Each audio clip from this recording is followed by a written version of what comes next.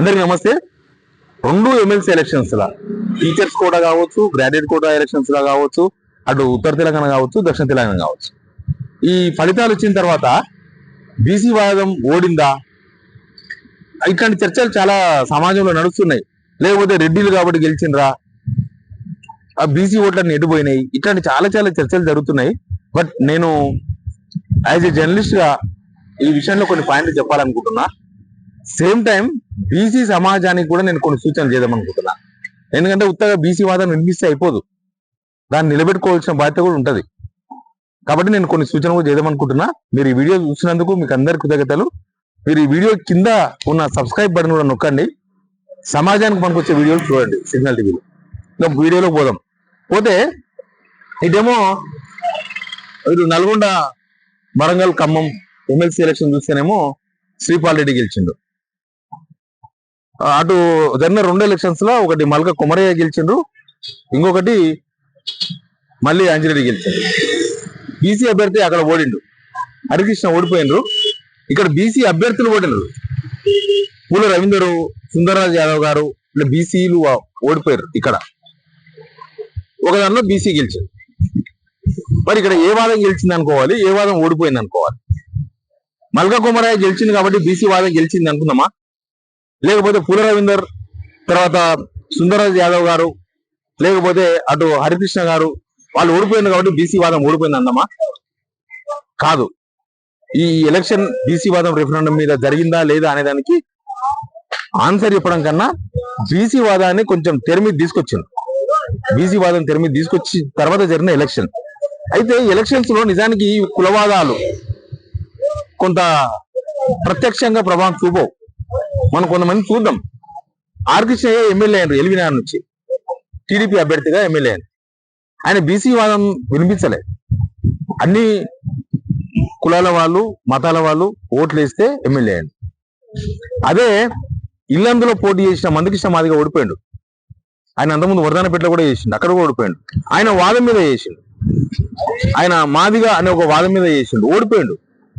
మరి వాదం కాదు, ఎలక్షన్స్ లో వాదం కన్నా ఎక్కువ పార్టీలు, ప్రభావితాలు ఇట్లాంటివి చాలా పనిచేస్తూ ఉంటాయి.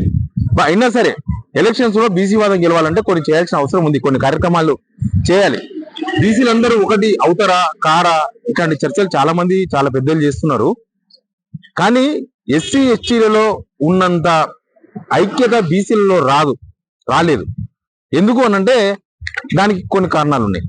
ఎస్సీలు అణగారిన వర్గాలు, లేకపోతే అంటరానితనం అనుభవించిన వాళ్ళు.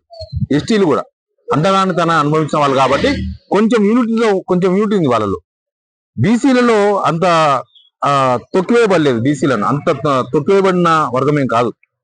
కాబట్టి బీసీలో ఐక్యత అనేది కొంచెం డిస్టర్బెన్స్ ఉంటుంది. అది ఎప్పుడు ఆ లాజిక్ లేకపోతే ఆ ఆర్గ్యుమెంట్ కన్విన్స్ గా ఉండదేమో అనేది ఒక పాయింట్ ఉంది. అయితే ఇందులో చాలా మంది ఇప్పుడు మనం ఇక్కడికి వద్దాం, నల్గొండకు వద్దాం.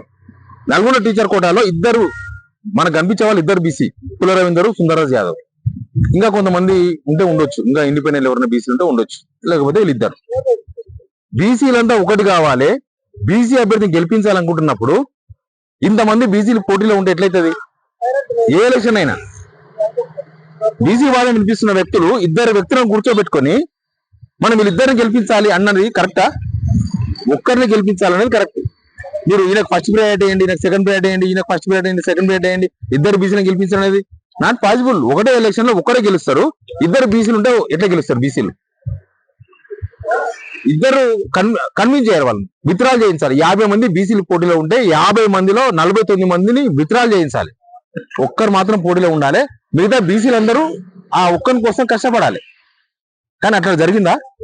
ఇద్దరు బీసీలను నిలబెట్టి, ఇద్దరు ప్రముఖులను నిలబెట్టి ఆ ప్రముఖులకు ఓటు ఏంటి అంటే అది సహేతుకం కాదు, ఆర్గ్యుమెంట్ కరెక్ట్ కాదు, అది నిలబడదు. ఆర్గ్యుమెంట్ ఎట్లా నిలబడుతుంది ఆర్గ్యుమెంట్? అది అందుకే ఆ ఫలితం వచ్చిందేమో.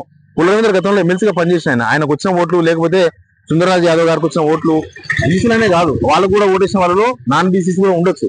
ఇప్పుడు ఓన్లీ బీసీ రెడ్డిలు ఓటేస్తేనే శ్రీపాల్ రెడ్డి ఎమ్మెల్సీ అయిందా? లేకపోతే అక్కడ అంజిరెడ్డి ఓన్లీ రెడ్డిలు ఓటేస్తే అయిందా? మల్క కుమరయ్య ఆయన బీసీ వాదం మీద పోటీ చేయలేదు, బీజేపీ వాదం. బీజేపీ పార్టీ అయినా, కాంగ్రెస్ పార్టీ అయినా, బీఆర్ఎస్ అయినా అందరి ఎంఐఎం అయినా అన్ని కులాలే అవి. దానిలో బీసీలు ఉంటారు, ఎస్సీలు ఉంటారు, ఎస్టీలు ఉంటారు, ముస్లింలు ఉంటారు, అందరు ఉంటారు. వాళ్ళకి వాదం కులవాదం కాదు కదా పార్టీలు అది. మరి మల్క కుమరయ్య బీసీ వాదం మీద గెలవలే, బీజేపీ వాదం మీద గెలిచిండు. అందుకే నేను ఈ సూచనలు చేసిన బీసీ సమాజానికి. ఓ దగ్గర రేపు జరిగే వ్యవస్థ నేను చెప్తా. ఇప్పుడు పొన్నం ప్రభాకర్ గారు ఉన్నారు మినిస్టర్, హుస్నాబాద్ లో మళ్ళీ పోటీ చేస్తారు నెక్స్ట్. వేరే పార్టీలు బీసీలకు ఇవ్వచ్చు, రెడ్డిలకు ఇవ్వచ్చు. పోలో వాళ్ళు కూడా బీసీలకు ఇచ్చిన అనుకుందాం. ఆడెవరో ఒక రెడ్డి అని నిలబడతాడు.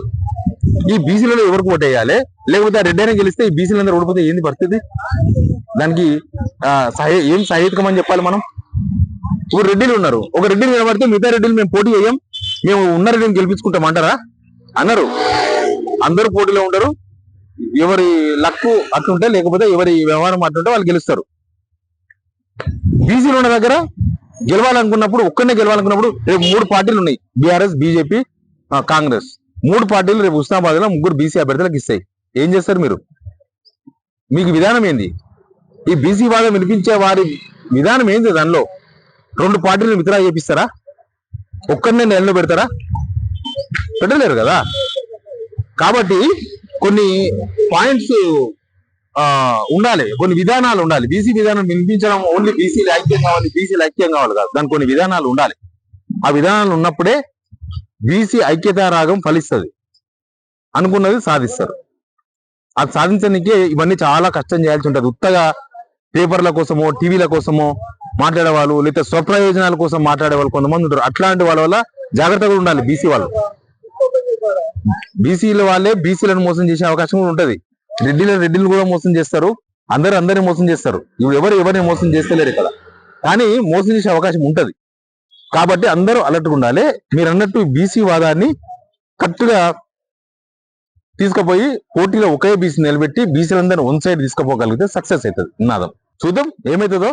బట్ ఈ ఎలక్షన్స్ లో బీసీ వాదం ఓడింది, లేకపోతే ఇంకొకటి గెలిచింది, ఇట్లా చెప్పడానికైతే అవకాశం లేదు. వచ్చిన ఓట్లు కూడా బీసీ వాదంతోనే వచ్చినాయని చెప్పడానికి లేదు. ఈ బీసీ అభ్యర్థులకు వచ్చిన ఓట్లు 0 to 5,000 వచ్చినాయి బీసీ వాదం ఓట్లు అని చెప్తే తప్పది. అవి బీసీ వాదం ఓట్లేం కావు. వాళ్ళంతా ప్రముఖులు సమాజంలో, వాళ్ళకి పడ్డాయి.